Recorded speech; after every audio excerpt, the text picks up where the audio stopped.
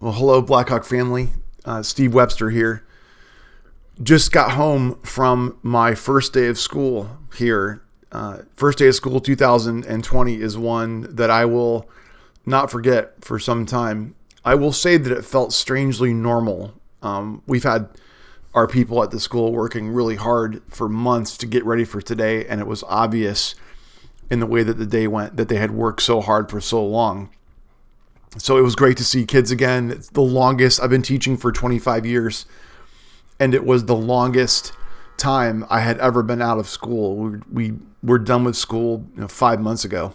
So it's been a remarkable thing to see kids in school again, to be teaching classes again. It felt normal again. It felt like it was supposed to. So really grateful for that. A lot of families, I'm sure, and around our church have been grateful to have school open up again. We're going to do everything we can to keep it that way.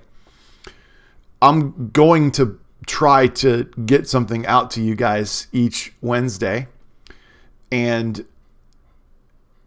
really just share with you kind of what I've been talking about in my classes. Some of you have mentioned over the years, I wish I was in your class, and I'll give you a 5-minute sort of window in every Wednesdays with Webster here moving forward. So the thing I opened up with my classes this morning, the thought I'll share with you is this, that we are in a strange time as a society and as a culture where we don't value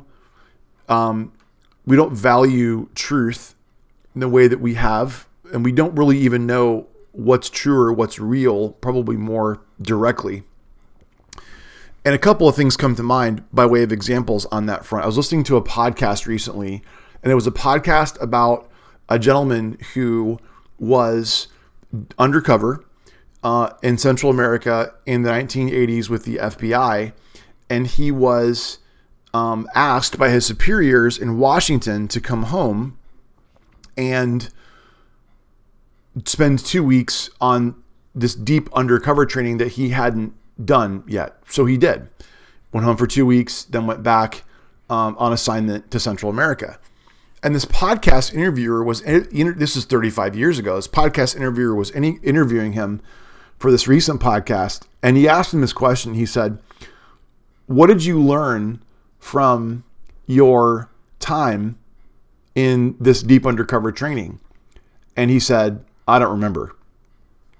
So this morning with my classes, I just really want them, especially in a Bible class, to not have that experience, to not have the experience of, I don't remember, or this doesn't really matter to me.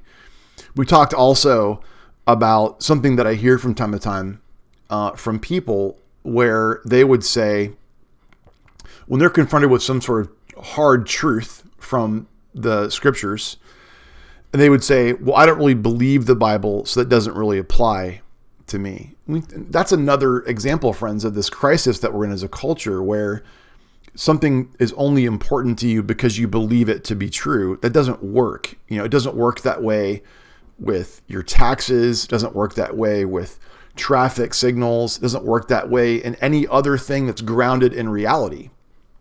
And so when God's word makes very definitive statements about reality and truth and that will be held to account if we don't abide by those things, that's real. And so we are in the middle of a truth and reality crisis as a culture, and we're facing a virus.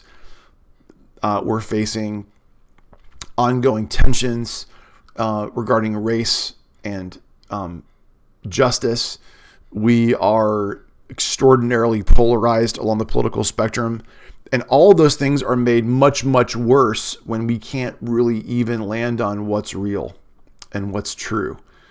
And things are true and real if they align with my preconceived notions. And if they don't, then they're fake. That's a hard way to go, friends. And I would just encourage you today that there is a way for us to know what is true and what is real. And I encourage my students this morning, and I'll encourage you with this today, that the gospel is a story. The Bible tells a story, but it's a true story.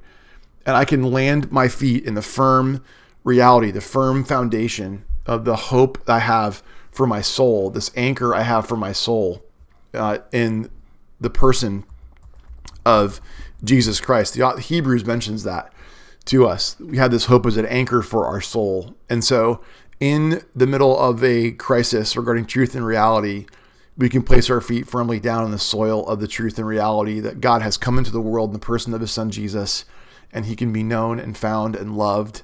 And I rejoice in that with you today. Hope you guys are doing well. Take care of each other. Be kind to each other. Be patient to each other. And we'll see you again very soon. God bless.